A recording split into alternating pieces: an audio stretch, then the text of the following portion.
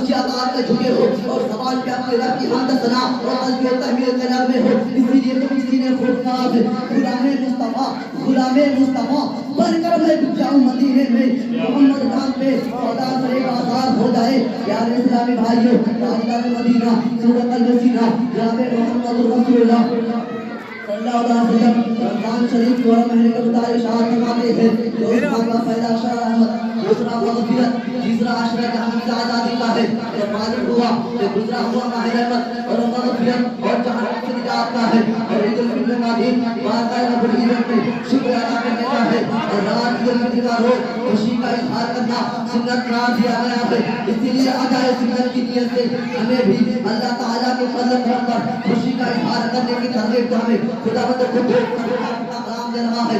اس لیے ارشاد ربانی ہوتا ہے قل بفضل اللہ برحمتہ فبذلک فلیفرحوا. وہ فرما دو کہ اللہ ہی کے فضل اور اس کی رحمت اس پر چاہیے کہ خوشی کریں. محمد صلی اللہ علیہ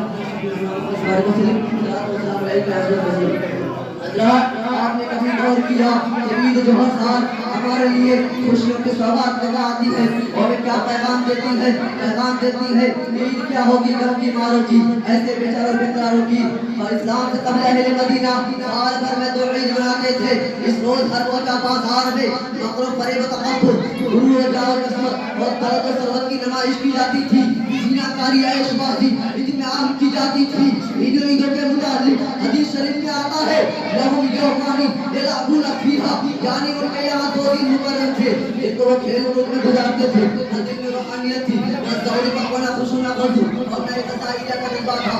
محض مقصانیت تھی جیسا کہ موجودہ دور کے کافروں اور مشرکوں کے اندر دیکھا جا سکتا ہے. دین اسلام تو دین فطرت ہے اور فطرتی باتوں کے لیے کیسے لانے کی کوشش کر سکتا ہے. اس غیر رسول کا اظہار کرنے کے خاطر مسلمانوں کے لیے سال میں 2 دن رکھے ہیں. یہ جو عیدین کے نام سے یاد کیے جاتے ہیں, ایک عید الفطر یعنی رمضان المبارک کے روزوں کے بعد شکر ادا کرنا, اور دوسری عید الاضحیٰ یعنی قربانی کی یاد تازہ کرنا. اور عظیم الشان قربانی کی یاد تازہ کرتی ہے جو آج سے تقریباً 4000 سال قبل سراہ عرب میں خدا کے زندہ بندہ اور نبی حضرت ابراہیم علیہ السلام نے اپنے نور نظر لفظ جگر حضرت اسماعیل علیہ السلام کو قربان کیا. یہ جو تقریب ہے اسلام کی کردار کی نشان نہیں کرتی ہے. جب روز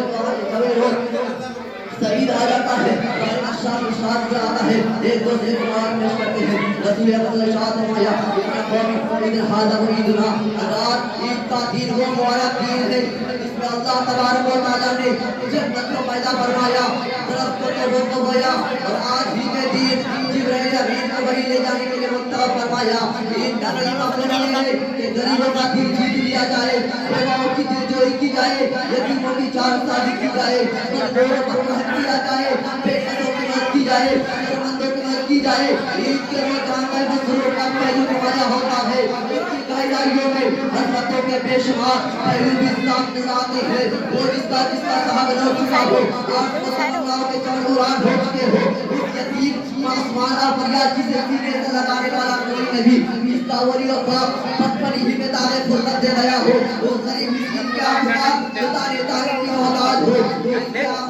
کسی نے دھر کہا ہے عید کیا ہوگی لڑکی ماروں کی, ایسے بیچاروں کے اطراروں کی جن کا فرزان حال کوئی نہیں, ان یتیموں کے بے سہاروں کی. شریف ہے من عادانی ولی فقط عزت ہو بالحرب, اس کا ترجمہ ہے جو کوئی میرے ولی سے دشمنی رکھے میں اس کو اللہ نے کر دیتا ہوں. ولی کا معنی بدل ہوا دوست واحد مالک کے متولی کے ہیں. اصطلاح شرح میں فرائض و واجبات حتیٰ کہ مستحبات کے عامل اور محرمات شرعیہ اور مکروہات سے بچنے والے کو کہتے ہیں.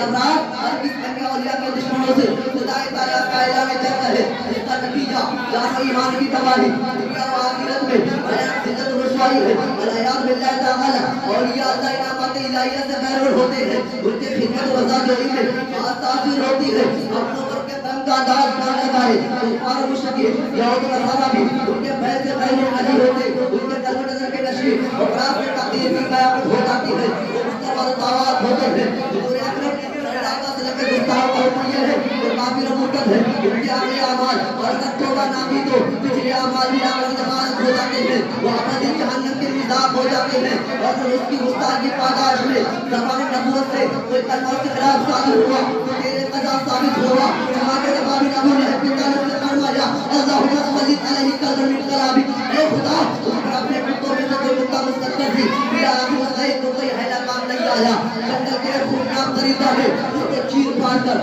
सब हस्ती से मिटा डाला तेरे अपने कदम गुस्ताख का नाम देखे तो रोक के रह जाते हैं उमा अलीना इल्ला रसूलुल्लाह